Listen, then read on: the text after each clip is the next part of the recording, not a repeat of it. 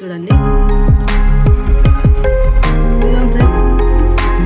మనం పేస్ట్ అయితే చేసుకున్నాం కదా, మనం దోశ పిండి లేకపోతే మనం కలిపేసుకుంటాం.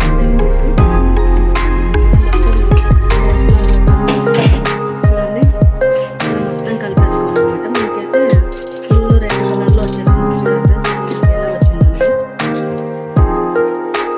చూడండి దోశ పిండి మొత్తం అంతా మారిపోయింది కదా. చూడండి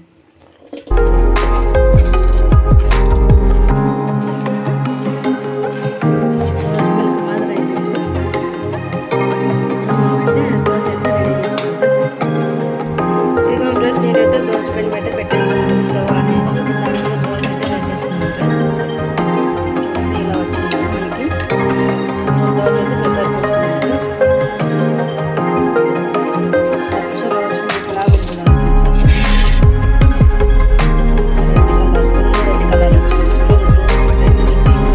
అలా వచ్చింది కదా. ఇంకా మనం ఆకుకూర దోశలు అయినా వేసుకోవచ్చు ఫ్రెండ్స్.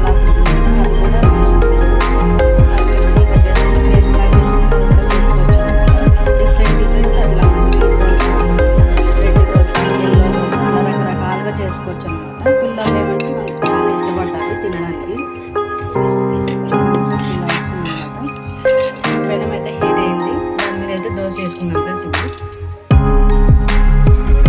ఇప్పుడు ఫ్రెండ్స్ మనం పెనం మీద అయితే మనం దోశ అయితే red colour dosa, beetroot dosa ఉంటుంది. చూడండి ఇలా